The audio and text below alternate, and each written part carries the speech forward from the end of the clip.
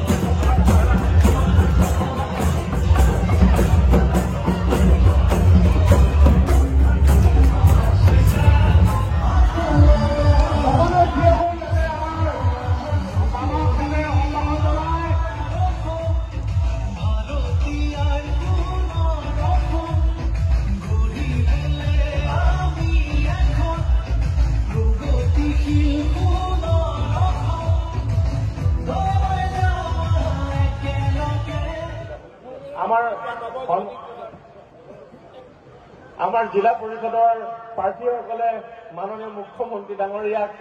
একোখনকৈ গামোচাৰে 1 লাখ টকাকৈ যদি ললোহেঁতেন মোৰ ঘৰত 15,000 কোটি টকা জমা হলহেঁতেন। আপোনালোকে হিচাপ কৰিব। আৰু চৰকাৰী চাকৰিৰ কাৰণে 1 লাখ টকা দিয়াৰ মানুহৰ কম আছে নেকি? দিবনে নাই 1 লাখ টকা? যদি মই চাকৰি দিওঁ বুলি কয় 1 লাখ টকা দিবনে নাই? মুকু দিলেহেঁতেন। কিন্তু আমি আজি অসমৰ দুখীয়া মানুহৰ কাৰণে চিন্তা কৰিছো। আমি কৈছো আমাকতো টকা নালাগে আৰু যোনে টকা লয় তাকো আমি জেলত পঠাই দিম আমি কাকো মাফ নকৰো আমাৰ ল'ৰা ছোৱালীয়ে বিনা পইচাত চাকৰি পাব লাগিব আজি অসমত চাওঁতে 1.5 লাখ ল'ৰা ছোৱালীয়ে বিনা পইচাত চাকৰি পালে মোক আমাৰ এমএলএ সকলে কৈছে যে নহয় 40,000 দিয়াৰ পিছত চিটিউশ্যন ল'ব তেওঁলোককো আমি নিযুত মইনা দিয়া আৰম্ভ কৰি দিম দেখিবনে নাই বুঢ়ীদিহিং জেডপিচি হুনমণি মৰাণ বাইদেউৰ কাৰণে হাত চাপৰি শুনিবনে নাই তাৰপিছত ভদ্ৰেশ্বৰ মৰাণ পুৰণি আৰতি লামা এটা ধুনীয়া ফটো আঁকিছে সকলোৱে ল'ৰাজনক আশীৰ্বাদ কৰক যোনজনক ৰাতিৰ ভিতৰতে বনাইছে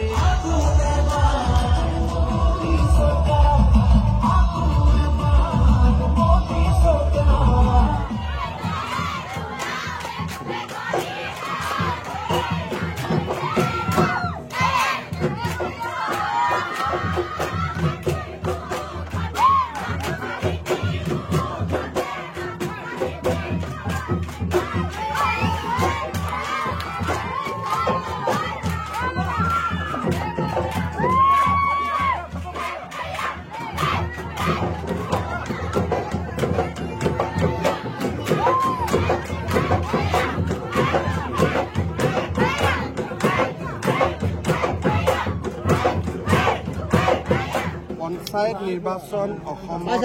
2 তাৰিখে 2 মে প্ৰথম পৰ্যায়ৰ নিৰ্বাচন অনুষ্ঠিত হ'ব আৰু প্ৰতিখন জিলাতে এখন কৰি সভা কৰাৰ বাবে মই চেষ্টা কৰিম আজি ধেমাজি আৰু তিনিচুকীয়া জিলাত 2খন সভাত অংশগ্ৰহণ কৰিলোঁ অহাকালি শিৱসাগৰ আৰু লখিমপুৰ জিলাত 2খন মিটিং আছে যিমানখিনিলৈকে পাৰোঁ অহা 5 তাৰিখলৈকে ইমান স্থানত যাবৰ কাৰণে চেষ্টা কৰিম স্যাৰ কংগ্ৰেছে অভিযোগ কৰিছে যে বিজেপিক জিকাৰ ধৰণ নাজমলৰ জন্ম হৈছে সেইজন যে অখিল গগৈ অখিল গগৈৰ ওপৰত মোৰ স্থিতিটো আপোনালোকে জানে আগৰ পৰা গতিকে অখিল গগৈ কংগ্ৰেছ তেওঁলোকে আজি কাজিয়াও কৰিব কালি লগো হৈ যাব গতিকে তেওঁলোকৰ কথাত প্ৰতিক্ৰিয়া প্ৰকাশ কৰি লাভ নাই কিন্তু এটা কথা ঠিক যে তেওঁলোকৰ যিটো স্বভাৱ যি ধৰণে কাজিয়া কৰে স্বভাৱ চৰিত্ৰ অসমৰ মানুহে দেখিছে আৰু সেইকাৰণে অসমৰ মানুহে কংগ্ৰেছ বা আন দলক বিশ্বাস নকৰে ভাৰতীয় জনতা পাৰ্টিৰ লগতে আছে নৰেন্দ্ৰ মোদীৰ লগতে আছে আৰু আমাকে ভোট দিব আজমল বাহিনীৰ পৰা জপিয়াই কৰিছিল আজমল নায়েতো ইলেকশ্যনত এইবাৰতো মই দেখাও নাই আজমল নাহেও নেকি আহাই মই জানাততো কোনো কেম্পেইনত অহা নাই এতিয়ালৈকে জপিয়াই পৰিলেও পৰিব সেইবোৰ জেগাততো আমাৰ ইমান প্ৰভাৱো নাই গতিকে আমি তাৰ পৰা তাতে মোৰ মিটিঙো নাই তাতে তেনেকুৱা কথাও নাই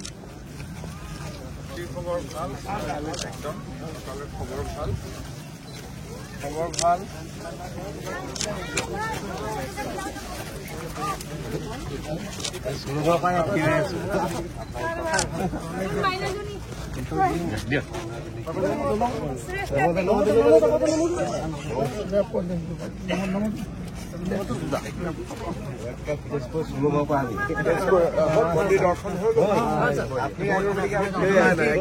মই এবাৰ এনেই বহুত দিন অহা নাই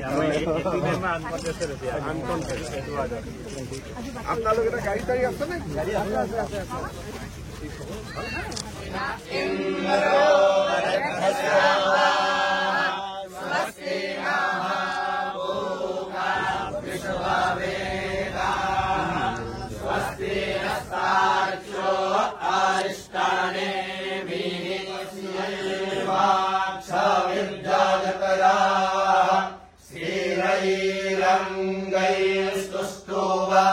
भूसस्तानो विद्यासे माहि देवाहि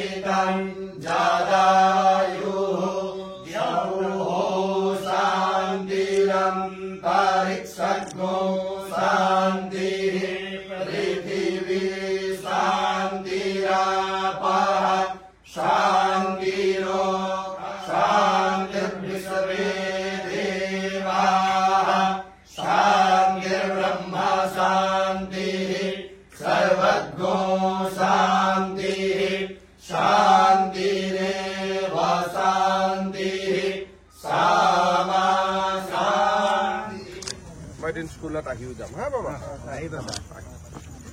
কিন্তু প্ৰচাৰত আছিলো গধূলি অলপ সময় পাই মহামৃত্যুঞ্জয় মন্দিৰলৈ আহিছিলো দীপক গোস্বামী ৰূপক শৰ্মা আমি সকলোৱে বহি অলপ মন্দিৰটো আৰু কেনেকৈ উন্নতি কৰিব পাৰি তাৰ বিষয়ে কথা বতৰা পাতিলো আৰু ভোগ খালো একেলগে ইমানেই